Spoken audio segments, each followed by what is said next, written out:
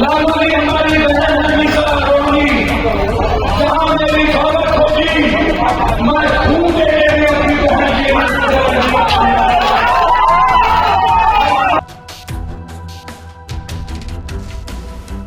वो है सिवान, मैं मरने तक मदीना साहब के साथ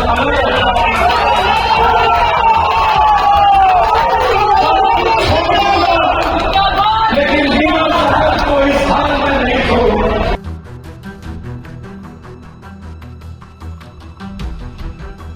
नमस्कार। आज जो चर्चा का विषय है बहुत ही महत्वपूर्ण है और चर्चा का विषय है लोकसभा चुनाव। लोकसभा चुनाव में बिहार।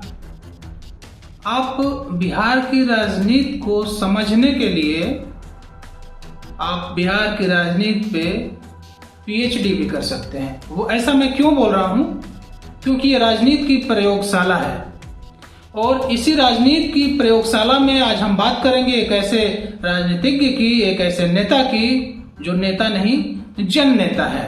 और जन नेता कैसे, आइए इस पे चर्चा करते हैं।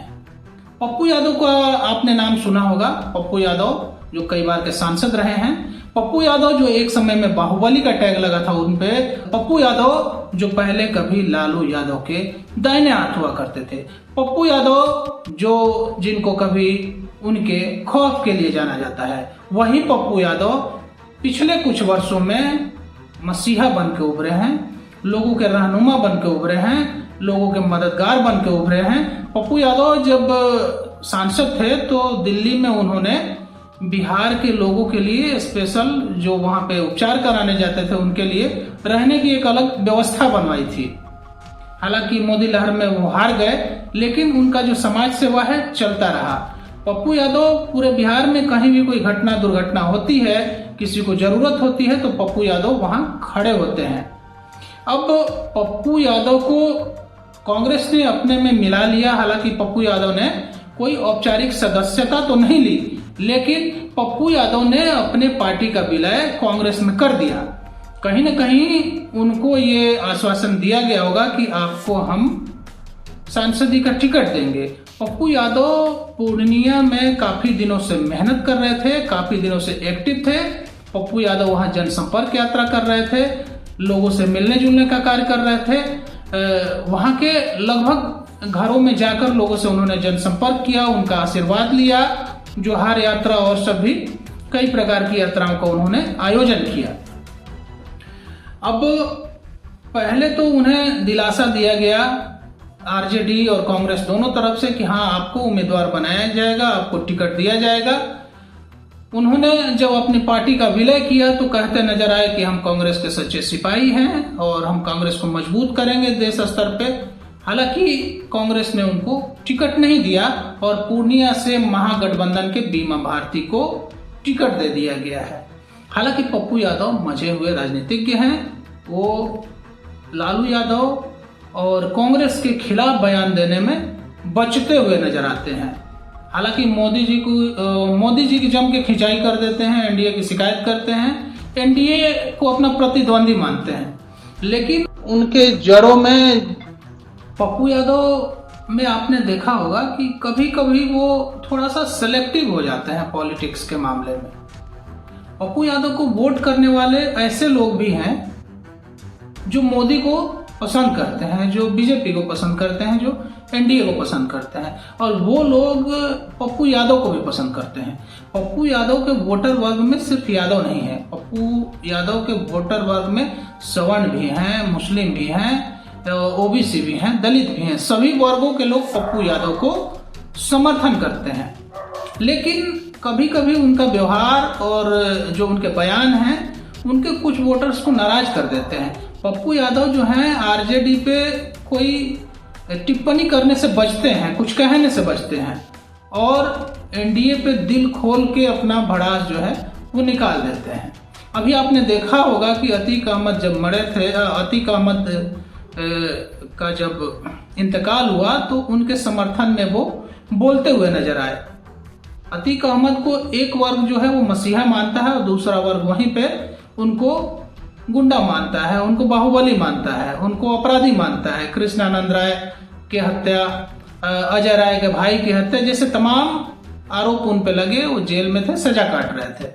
और वैसे लोगों का समर्थन करके पप्पू यादव कहीं ना कहीं बैकफुट पे आ जाते हैं। लेकिन पप्पू यादव जो लोगों की मदद करते हैं, लोगों के सुख दुख में उनके साथ खड़े रहते हैं, ये चीज पप्पू यादव को सपोर्ट करता है, ये चीज पप्पू यादव की लोगों को अच्छी लगती है। पप्पू यादव ने पूर्णिया लोकसभा सीट से निर्दलीय नामांकन कर दिया है। पप्पू यादव को कांग्रेस और आरजेडी ने मिलकर पप्पू समझने की गलती की है। इस देश में एक पप्पू पहले से हैं और उन्हें दूसरा पप्पू बनाने की कोशिश न की जाए। पप्पू यादव जो हैं काफी समझदार नेता हैं, अनुभवी हैं, लोगों की मदद करते हैं, लोगों के सुख दुख में रहते हैं। कोरोना में, बाढ़ में, महामारी में जब ये बड़े बड़े नेता, मुख्यमंत्री, उप मुख्यमंत्री, सरीखे नेता, राष्ट्रीय स्तर के नेता, क्षेत्रीय स्तर के नेता, सांसद, विधायक, मंत्रीगण, बहुत से नेता लोग जब घरों में दुबके थे, छुपे हुए थे, तो पप्पू यादव लोगों की मदद कर रहे थे। इतना भारी भरकम शरीर होने के बाद भी उन्होंने अपने स्वास्थ्य की चिंता नहीं की और कोरोना में लोगों की मदद की उन्होंने। बिहार में जब बाढ़ आया था तो वो कहीं कमर भर पानी में, कहीं सीने भर पानी में, उतना हेवी शरीर लेने के बाद भी ट्रैक्टर पे बैठ के और पटना की गलियों में घुसकर लोगों की मदद की उन्होंने, लोगों को मदद सामग्री पहुंचाई। तो पप्पू यादव का एक रूप यह भी है। पप्पू यादव ने आज अपने नामांकन के बाद कहा कि हमारी राजनीतिक हत्या करने की साजिश हुई है।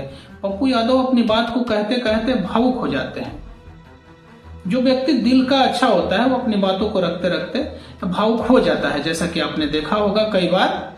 और बहुत कम ऐसे राजनेता हैं जो भावुक होते हैं, जिनकी आंखों से स्वतः अश्रुधार आने लगता है। पप्पू यादव बहुत से ऐसे मौकों पे इमोशनल हो जाते हैं। पप्पू यादव ने कहा कि मेरा कोई कसूर नहीं था, मेरा कोई गुनाह नहीं था।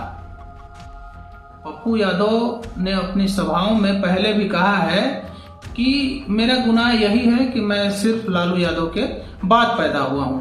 अगर मैं लालू यादव से पहले पैदा हुआ होता तो लालू यादव की जगह मैं होता आज। वो जो प्रसिद्धि लालू यादव की है उससे अधिक प्रसिद्धि मेरी होती। पप्पू यादव अपनी सभाओं में ये बात कहते हैं कि मैं बिहार को, अपने क्षेत्र को जो है विकसित देशों की श्रेणी में ले आकर, जैसे विकसित देशों के जो शहर होते हैं, वहाँ की जो व्यवस्थाएं होती हैं, उस व्यवस्था के समकक्ष लाके मैं अपने क्षेत्र को, अपने प्रांत को खड़ा करूंगा। ऐसा उनका विजन है। पप्पू यादव को नहीं बढ़ने देने का कारण लालू यादव हैं और ये चीज पप्पू यादव समझते हैं। लेकिन पप्पू यादव, उनकी क्या मजबूरी है, पप्पू यादव खुलकर लालू यादव के और तेजस्वी यादव के खिलाफ नहीं बोलते हैं। पप्पू यादव उन्हें अपना गार्जियन मानते हैं, तेजस्वी यादव को अपना भाई मानते हैं, रोहिणी और मीसा भारती को अपनी बहन कहते हैं और ये भी कहते हैं कि अगर उनको हमारी आवश्यकता पड़ेगी तो हम उनके साथ खड़े दिखेंगे। लालू जी हमारी बहन मीसा, रोहिणी, जहां मेरी दौलत होगी मैं खून के लिए अपनी बहन की मदद करूंगा।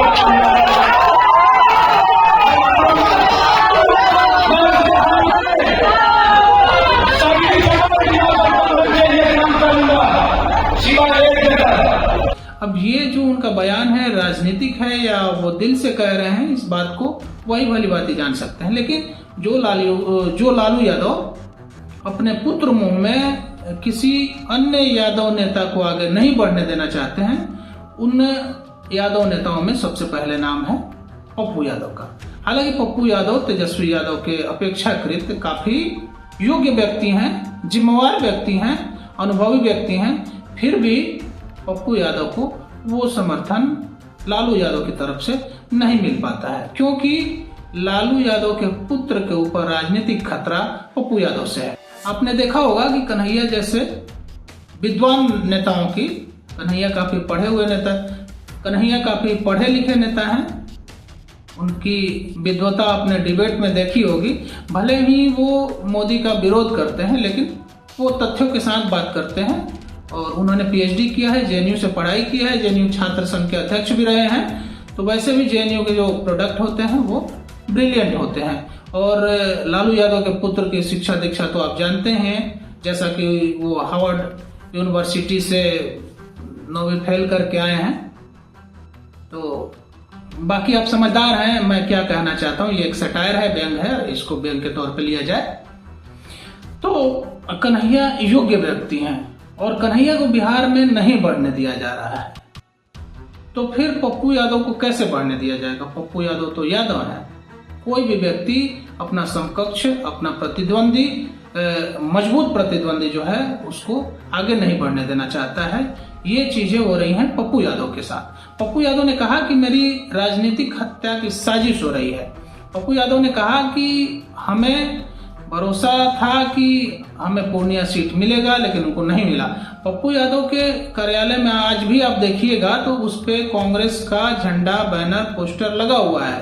पप्पू यादव आज भी राहुल गांधी के तारीफ के, प्रियंका गांधी के तारीफ के कसीदे पढ़ते हैं, वो उनका सम्मान करते हैं, वो उनकी बात करते हैं। हालांकि कांग्रेस के जो प्रदेश अध्यक्ष हैं अखिलेश सिंह जी, उन्होंने कहा है कि पप्पू यादव का महागठबंधन से कोई लेना देना नहीं है। पप्पू यादव निर्दलीय उम्मीदवार हैं, महागठबंधन में सीटों का बंटवारा हो चुका है।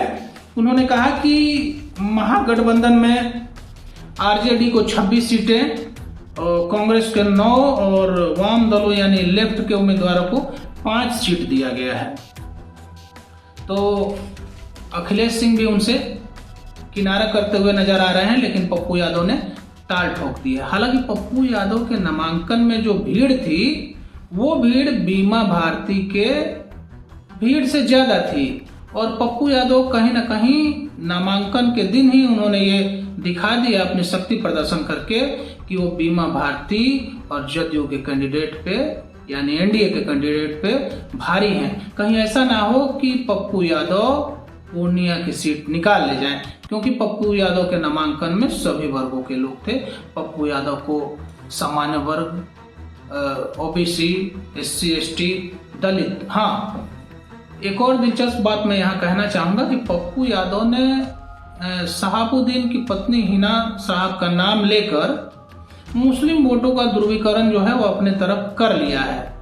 और हिना साहब का समर्थन करके पप्पू यादव ने मुस्लिम वोटों को अपने तरफ खींचने में वो सफल हो गए हैं। पप्पू यादव के समर्थन में मुसलमान वोटर भी हैं। वो है सिवान, मैं मरने तक हिना साहब के साथ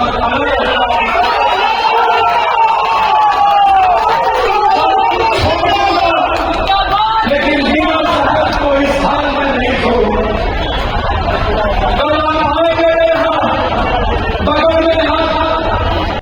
लालू यादव का जो MY समीकरण है, वो MY समीकरण भी वहां फेल होता हुआ दिख रहा है।